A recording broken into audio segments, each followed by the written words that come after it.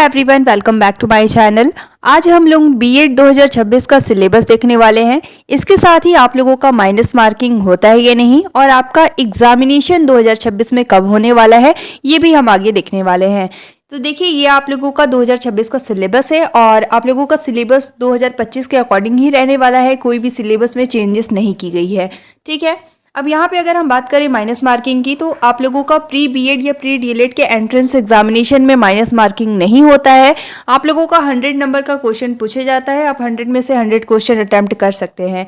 इसमें आपका minus marking नहीं होगा, ठीक है। इसके साथ ही देखिए, आप लोगों का 4 जून को एग्जामिनेशन होने वाला है डीएलएड का एंड 11 जून को आप लोगों का बीएड का एग्जामिनेशन होने वाला है। तो आपको अच्छे से प्रिपरेशन करना है। अगर आपको बीएड में गवर्नमेंट कॉलेज चाहिए तो एटलीस्ट आपका 70 प्लस नंबर होना चाहिए, तभी आप लोगों को बीएड में गवर्नमेंट कॉलेज अलॉट होता है।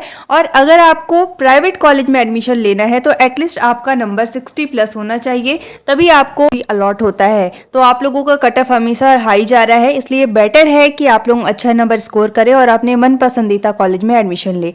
सबसे इंपॉर्टेंट आप लोगों का हो जाता है कि आप सिलेबस पैटर्न को अच्छे से समझे और इसके अकॉर्डिंग ही आपको प्रैक्टिस करना है। साथ ही देखिए, इसमें मैं आपको बताने वाली हूँ कौन सा ऐसे टॉपिक है जिससे हर साल क्वेश्चन पूछे जाते हैं। तो जितने भी मैं इंपॉर्टेंट टॉपिक बता रही हूँ उस पर आपको खासकर फोकस करना है। इसे मल्टीपल टाइम आपको रिवाइज भी करना है और प्रैक्टिस करना है, ठीक है। तो देखिए, सबसे पहले आप लोगों का है रीजनिंग से आप लोगों के 30 नंबर के क्वेश्चन आते हैं। इसमें आप काफ़ी अच्छा स्कोर कर सकते हैं। 25 प्लस नंबर भी आप इसमें स्कोर कर सकते हैं। बहुत ही बेसिक क्वेश्चन इसमें पूछे जाते हैं। आपका जितना अच्छा प्रैक्टिस रहेगा आप उतना अच्छा क्वेश्चन को अटेम्प्ट कर सकते हैं। कई बार आप लोगों का बीएड एंड डीएलएड में क्वेश्चन भी रिपीट होता है, तो लास्ट 5 ईयर के क्वेश्चन को आपको अच्छे से प्रैक्टिस कर लेना है, क्योंकि कई क्वेश्चन इसमें से रिपीट होते हैं, ठीक है। अब देखिए, इसमें आप लोगों के 30 नंबर की ये क्वेश्चन पूछे जाएंगे। तो देखिए, तर्क करना, संबंध देखना, एनालॉजी, ठीक है, ये सभी इंपॉर्टेंट टॉपिक्स हैं। आंकिक योग्यता, फिर आकाशीय संबंधी आदि, ठीक है। इसके बाद देखिए, इन कारकों का परीक्षण करने के लिए किस टाइप के क्वेश्चन पूछे जाते हैं। यहाँ पे देखिए बताया गया है विषमता को पहचानना, आंकिक श्रेणी और अक्षर श्रेणी, बहुत ही इंपॉर्टेंट टॉपिक है। इसके बाद है अक्षर, अंक, चित्रों द्वारा संबंध देखना, ये भी इंपॉर्टेंट है। सांकेतिक भाषा, छुपे हुए चित्र, वर्ग एवं अंक, गणितीय संक्रियाएं, चित्रों का मिलान, ये भी इंपॉर्टेंट है। घन भी इंपॉर्टेंट है। ये सभी पैटर्न आपको देख लेना है, ठीक है। इसी के अकॉर्डिंग आपको प्रिपरेशन स्टार्ट करना है। एंड सबसे इंपॉर्टेंट थिंग, आपको प्रीवियस ईयर क्वेश्चन भी देख लेना है। तो आप कमेंट करके जरूर बताइएगा, मैं आपके लिए प्रीवियस ईयर क्वेश्चन भी ले आऊंगी। उसी के अकॉर्डिंग आपको देख लेना है कि किस टाइप के पैटर्न के क्वेश्चंस आते हैं, ठीक है। यहाँ पे देखिए, फिर आपका है सेकंड नंबर पे सामान्य ज्ञान। सामान्य ज्ञान 20 अंक के पूछे जाते हैं। एंड यहाँ पे देखिए आपको क्या क्या इसमें कवर करना है। इसमें देखिए भारतीय इतिहास है सबसे पहले। इसमें आपको क्या क्या पढ़ना है, भारतीय संस्कृति विकास, ऐतिहासिक घटनाएं, भारतीय स्वतंत्रता का इतिहास पढ़ना है, 1947 के बाद घटनाक्रम, सुधार आंदोलन, राष्ट्रीय एकता एवं स्वतंत्रता भारत के समक्ष प्रमुख चुनौतियां, ठीक है। इसके बाद नागरिक शास्त्र में आपको क्या क्या पढ़ना है, मौलिक कर्तव्य एवं अधिकार, शिक्षा, भाषा, संस्कृति, विविधताएं, राष्ट्रीय प्रतीक, राष्ट्रीय व्यक्तित्व, कार्यपालिका, व्यवस्थापालिका, मुख्य संवैधानिक प्रावधान। इसके बाद अर्थशास्त्र है। अर्थशास्त्र में आपको सामाजिक और आर्थिक विकास, जनसंख्या परिप्रेक्ष्य, सकल राष्ट्रीय उत्पादन और प्रति व्यक्ति आय, इंपॉर्टेंट टॉपिक है, इसको आपको कवर करना है।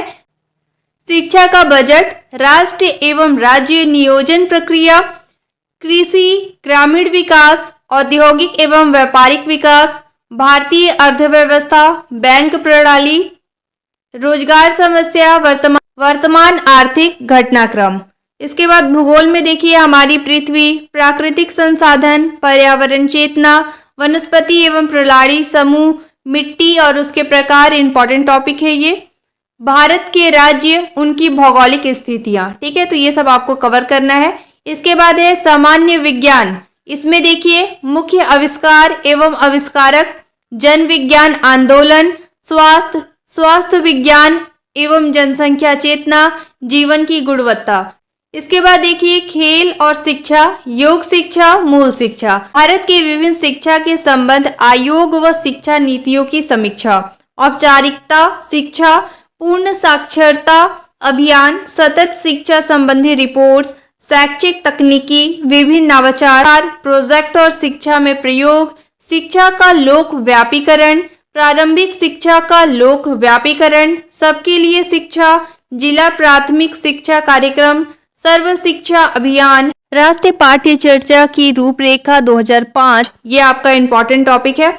इसके बाद है सतत एवं समग्र मूल्यांकन, निशुल्क एवं अनिवार्य शिक्षा का अधिकार कानून 2009, फिर NEP 2020, बहुत ही इंपॉर्टेंट टॉपिक है, इससे आपको क्वेश्चन देखने को मिल जाते हैं एंड हो सकता है कि इस बार भी आपसे इस टाइप के क्वेश्चन पूछे जाए, तो आपको ये टॉपिक कवर करना है।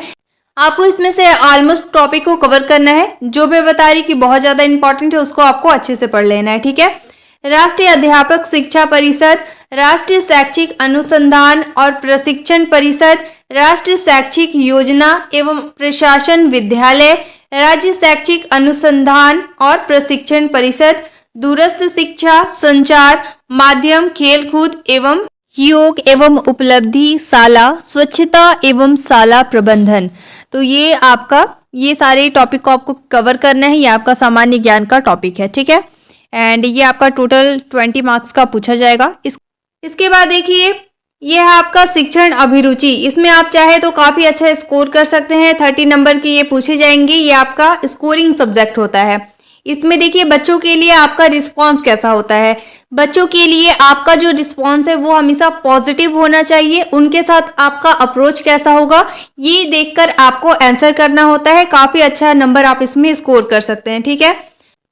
अब देखिए इसके लिए आपको कहाँ से प्रैक्टिस करना है, तो इसके लिए आप प्रीवियस ईयर क्वेश्चन देखिए, 2 से 3 साल पुराना क्वेश्चन आप देख लीजिएगा एंड उसके पैटर्न को आप अच्छे से समझिए। ये बेसिकली आप लोगों के अंडरस्टैंडिंग बेस्ड पे डिपेंड करता है कि आपका अंडरस्टैंडिंग कितना अच्छा है, बच्चों के लिए आपका रिस्पॉन्स कैसा है, ठीक है। उसी बेसिस पर आप आंसर कर पाएंगे।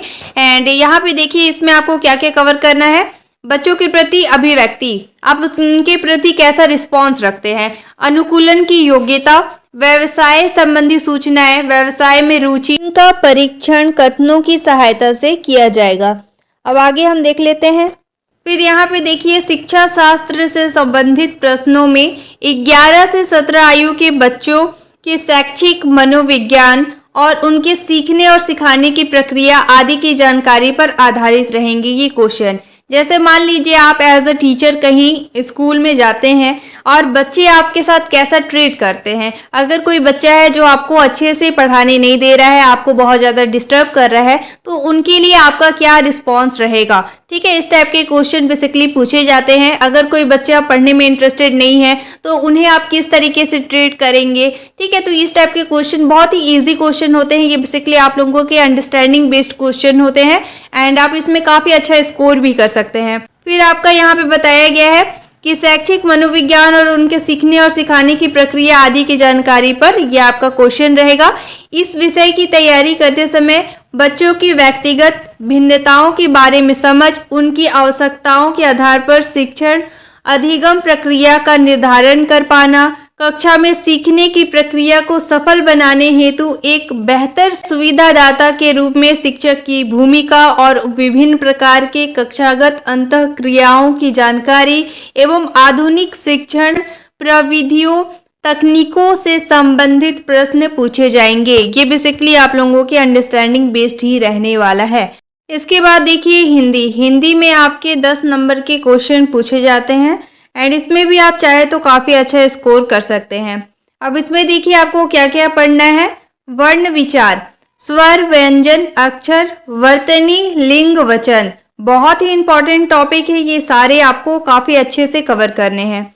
इसके बाद देखिए शब्द रचना। शब्द रचना में आपको उपसर्ग प्रत्यय और समास, ये सारी आपकी काफ़ी इंपॉर्टेंट टॉपिक है, इससे क्वेश्चन आपको देखने को मिल जाते हैं। इसके बाद है अनेक शब्दों या वाक्यांशों के लिए एक शब्द।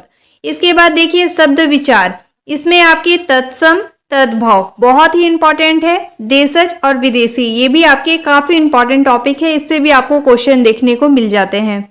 इसके बाद देखिए अर्थ के आधार पर शब्दों के भेद, पर्यायवाची, विलोम शब्द भी आपके काफ़ी इंपॉर्टेंट टॉपिक है। अनेकार्थी शब्द। इसके बाद देखिए पद व पद, इसमें देखिए भेद, संज्ञा, संज्ञा के प्रकार काफी इंपॉर्टेंट टॉपिक है। सर्वनाम, विशेषण, विशेषण से भी आपको क्वेश्चन देखने को मिल जाते हैं। क्रिया भी काफी इंपॉर्टेंट टॉपिक है। इसके बाद कारक और चिन्ह। इसके बाद देखिए वाक्य परिचय, वाक्य से भी आपको क्वेश्चन देखने को मिलते हैं। वाक्य के अंग, वाक्य के भेद, ये सारे टॉपिक आपको काफी अच्छे से कवर करना है। इसके बाद देखिए मुहावरे और लोकोक्तियां, मुहावरे से आपको क्वेश्चन देखने को मिल जाते हैं। इसको भी आपको काफी अच्छे से कवर करना है। इसके बाद देखिए भाषाई कौशलों का अध्यापन, श्रवण, वाचन, वाचन इंपॉर्टेंट टॉपिक है। लेखन एवं पठन कौशल। इसके बाद देखिए विराम चिन्ह, विराम चिन्ह से भी आपके एक क्वेश्चन फिक्स्ड होते हैं, तो इसे भी आपको काफी अच्छे से कवर करना है। इसके बाद देखिए व्याकरण अशुद्धियां, इससे भी आपको क्वेश्चन देखने को मिलते हैं, आपको अच्छे से इसका प्रैक्टिस कर लेना है। इसके बाद देख लेते हैं इंग्लिश के क्वेश्चन, ये भी आपके 10 मार्क्स के पूछे जाएंगे। इसमें भी आप चाहे तो काफ़ी अच्छा स्कोर कर सकते हैं। बहुत ही बेसिक क्वेश्चन पूछे जाते हैं। अगर आपके पास किसी भी बेसिक कंपटीशन एग्जाम की बुक है तो आप इससे भी कवर कर सकते हैं और काफ़ी अच्छा स्कोर कर सकते हैं। अब इसमें देखिए आपको क्या क्या कवर करना है। सबसे पहले देखिए है सेंटेंस, सेंटेंस में simple sentence, complex sentence and compound sentence. तो देखिए सिंपल सेंटेंस के क्वेश्चन आपको देखने को मिलते हैं। इसके बाद है सब ordinate and coordinate clauses, clauses की क्वेश्चन आते हैं, तो इसे भी आपको अच्छे से कवर करना है। इसके बाद देखिए ट्रांसफॉर्मेशन ऑफ सेंटेंसेस। इसके बाद है टेंस, टेंस में क्या क्या कवर करना है, simple present, present progressive, present perfect. तो देखिए सिंपल प्रेजेंट के क्वेश्चन आते हैं। अगर आपका बेसिक क्लियर है तो आप काफ़ी अच्छा इसमें स्कोर कर सकते हैं। बहुत ही बेसिक क्वेश्चन इसमें देखने को मिलते हैं। इसके बाद देखिए simple past, past progressive and past perfect. इसके बाद है इंडिकेशन एंड फ्यूचरिटी। इसके बाद वॉइस, वॉइस में नरेशन, नरेशन के क्वेश्चन आपको देखने को मिलते हैं। इसके बाद मॉडल्स, मॉडल्स आपके सबसे इंपॉर्टेंट टॉपिक है। इससे आपके 1 या 2 क्वेश्चन कई बार पूछे जाते हैं, तो आपको काफ़ी अच्छे से कवर करना है। देखिए इसमें जितने टॉपिक आपके बताए गए हैं उतने ही आपको कवर करना है। Will, would, shall, should, ought to, must, have to, can, could, can could बहुत ही इंपॉर्टेंट है, पूछे जाते हैं। ऑट से भी पूछे जाते हैं। मे, माइट एंड नीड। ठीक है, तो ये सारे टॉपिक आपको अच्छे से कवर करना है। इसके बाद देखिए ये वर्ब स्ट्रक्चर्स। इसके बाद है क्वेश्चन टैग, क्वेश्चन टैग भी काफ़ी इंपॉर्टेंट है, आपको इसे अच्छे से कवर करना है। इसके बाद सबसे मोस्ट फेवरेट टॉपिक, इससे क्वेश्चन हमेशा पूछे जाते हैं, ये है आपका प्रीपोजिशन। प्रीपोजिशन के क्वेश्चन फिक्स्ड होते हैं, आपको काफ़ी अच्छे से कवर करना है। बहुत ही बेसिक है, अगर आप इसका कंसेप्ट अच्छे से कर लेते हैं क्लियर तो आप काफ़ी अच्छा स्कोर इसमें कर सकते हैं एंड 1 से 2 नंबर आप अपना फिक्स कर सकते हैं। इसके बाद देखिए नाउन, नाउन में आपका काउंटेबल और नॉन काउंटेबल इस टाइप के क्वेश्चन आपके पूछे जाएंगे। ठीक है, इसके बाद देखिए वोकैबुलरी, वोकैबुलरी में प्रीफिक्स एंड सफिक्स बहुत ही इंपॉर्टेंट है। वन वर्ड सब्स्टिट्यूशन के भी क्वेश्चन फिक्स होते हैं। सिनोनिम, एंटोनिम्स, आप ये सारे टॉपिक्स को छोड़ नहीं सकते, काफ़ी इंपॉर्टेंट है। इसके बाद देखिए स्पेलिंग, स्पेलिंग के भी क्वेश्चन आपको देखने को मिल जाते हैं। इसके बाद डेरिवेशन। इसके बाद है रीडिंग, रीडिंग में है पैसेज विथ ऑब्जेक्टिव क्वेश्चंस। ठीक है, तो आपके पैसेज आते हैं एंड उसमें आपके क्वेश्चंस दिए होते हैं, उससे आपको फाइंड करके आंसर करना होता है। ठीक है, तो ये क्वेश्चन आपको देखने को मिलेंगे। इसके बाद है राइटिंग, ऑर्गेनाइजिंग स्किल्स, तो ये उतने इंपॉर्टेंट नहीं है। बाकी जितने भी मैंने टॉपिक आपको बताया कि बहुत ज़्यादा इंपॉर्टेंट है, हिंदी और इंग्लिश में आप चाहे तो काफ़ी अच्छा स्कोर कर सकते हैं। इसके बाद आपका शिक्षण अभिरुचि, इसमें आप काफ़ी अच्छा स्कोर कर सकते हैं। बहुत ही बेसिक क्वेश्चन पूछे जाते हैं, अगर आपका अंडरस्टैंडिंग डेवलप हो जाता है तो आप काफ़ी अच्छा इसमें स्कोर कर सकते हैं। तो ये है आपका बीएड का सिलेबस और इसी के अकॉर्डिंग आपको प्रिपरेशन करनी है। साथ ही आप कमेंट करके बता सकते हैं, अगर आपको प्रीवियस ईयर क्वेश्चन पैटर्न को देखना है तो मैं इसका एक सेपरेट वीडियो ला दूंगी और उसी के अकॉर्डिंग आपको पहले आइडिया हो जाएगा कि किस तरीके के पैटर्न के क्वेश्चन आते हैं और आप उसे प्रैक्टिस कर सकते हैं। इसके साथ ही देखिए आप लोगों के लिए मैंने टैग प्रोडक्ट्स में बुक और साथ ही अनसॉल्व पेपर को भी मेंशन किया हुआ है, तो आप उस बुक को परचेस कर सकते हैं और साथ ही अनसॉल्व पेपर को भी ले सकते हैं। इससे आप लोगों को एक एक आइडिया लग जाएगा कि किस तरीके के क्वेश्चन को आपको प्रैक्टिस करना है और किस टाइप के क्वेश्चन को आपको पढ़ना है। ठीक है, तो आप वो बाय कर सकते हैं और उससे प्रैक्टिस कर सकते हैं। साथ ही देखिए, आप लोगों के लिए मैंने प्रीवियस वीडियो में डीएलएड के सिलेबस को डिटेल से बताया है और कौन से क्वेश्चन एग्जामिनेशन में आते हैं किस टॉपिक से, उसे भी बताया हुआ है। तो वो वीडियो आप देख सकते हैं। डिस्क्रिप्शन में मैं इसका लिंक प्रोवाइड कर दूंगी, उस पर आप क्लिक करके डीएलएड के सिलेबस को भी देख सकते हैं। ठीक है, एंड अगर आप गवर्नमेंट कॉलेज एक्सपेक्ट कर रहे हैं बीएड में, तो एटलीस्ट आपका 70 प्लस नंबर होना चाहिए। अगर आप 70 प्लस नंबर लाते हैं तो आपको गवर्नमेंट कॉलेज मिल जाएगा। ठीक है, तो आपको अच्छे से प्रिपरेशन करना है, अच्छा नंबर स्कोर करना है, तभी आपको गवर्नमेंट कॉलेज मिलेगा। Thank you so much for watching. If you liked my YouTube video, don't forget to like, subscribe and share. You all have to join our Telegram group for the latest update. B.Ed and D.Led के जितने भी updates आते हैं मैं Telegram group में share कर देती हूँ, तो आपको मेरे टेलीग्राम ग्रुप से ज्वाइन हो जाना है। टेलीग्राम ग्रुप का लिंक डिस्क्रिप्शन में गिवन है, आप उस पर क्लिक करके डायरेक्ट टेलीग्राम ग्रुप विजिट कर सकते हैं और आप ज्वाइन कर सकते हैं। Thank you.